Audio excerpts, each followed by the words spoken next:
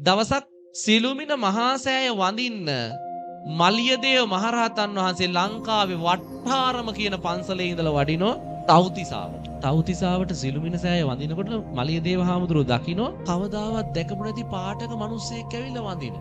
සිළුමිණ සෑය දෙවි කෙනෙක්. ඒ දේවතාවගේ ශරීරේ පාට රතු පාටයි. දේවතාව ඔබ මේ තව්තිසාවේ දෙවි කෙනෙක් නොවේද? නැත ස්වාමීනි. මා තුසිතයේ සිට සිළුමිණ සෑය වන්දනා කරන්න පැමිණියෙමි. අනේ දේවතාව ඔබ තුසිතේ ඉපදෙන්න කලින් කොහෙද ඉපදිලා හිටියේ? ස්වාමීනි මම ඉපදිලා හිටියේ ලංකාවේ. දේවතාව ඔබ ලංකාවේ කොහෙද ඉපදිලා හිටියේ? ස්වාමීනි මම ඉපදිලා හිටියේ තිසා වැවේ වැව්විස්මත්තේ. තිසා වැවේ වැව්විස්මත්තේ කොයි හරියද? වැලිතාවුල්ලේ. ඒ මහනවනේ. මලියදේව හාමුදුරුවොත් මේ දේවතාවගෙන් විස්තර ඇහුවේ සමීප නිසා. ඒ දේවතාව කියනවා ස්වාමීනි මම මනුස්ස ලෝකේ තිසාවැවේ වැව්තාවුල්ලේ වැලි පොළොව ඉපදිලා හිටියේ කුඩා ගෙදරක. මගේ අම්මයි තාත්තයි හරි දුප්පත්. මම පොඩි කාලේ බහතෝරන කාලේ අම්මගෙන් ප්‍රශ්නයක් ඇහුවා. අම්මා මට ඒකට දීපු උත්තරේ නිසා මම පින් කරගත්තා. මොකක්ද අහපු ප්‍රශ්නේ? අම්මා මේ ගස්වල මල් එක එක පාට එක එක සුවඳින් තියෙන්නේ ඇය? මේ බුද්ධිමත් අම්මා මේ දරුවා අහපු ප්‍රශ්නෙට වැරදි උත්තර දුන්නේ නැහැ. දීපු උත්තරේ තමයි පුතේ මේ ගස්වල මල් එක එක පාටට හටගන්නේ වෙන කිසිම හේතුවකට නෙවෙයි. මගේ ලෞතුරා බුදුහාඳුරන්ට පූජා කරන්නමයි.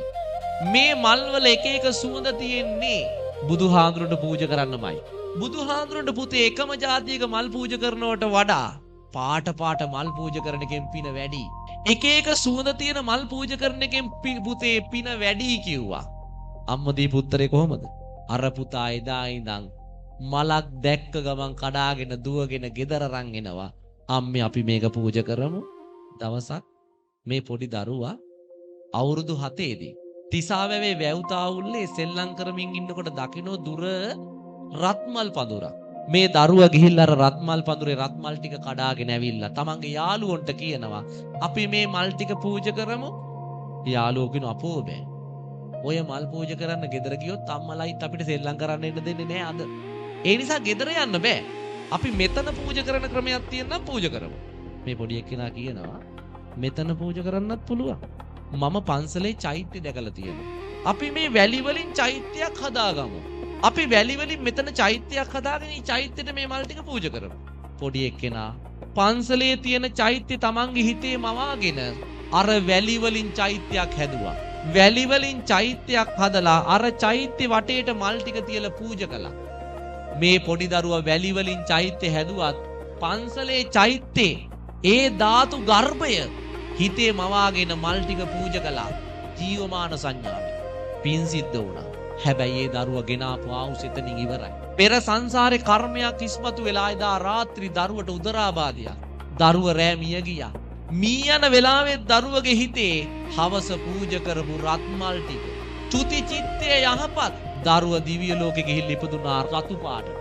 හිත අද එයි මරු පින් කරගන්නේ කෙලෙසද සෙට මරු නේය සිතන්නේ. ඔය ඇත්තොත් මමත් මැරෙන වෙලාව අපි කවුරුවත් දන්නේ. ඒ නිසා ඒ මැරිලා වැටෙන මොහොත වන විටත් අපි පිනෙන් පොහොසත් වෙලා ඉන්නවා.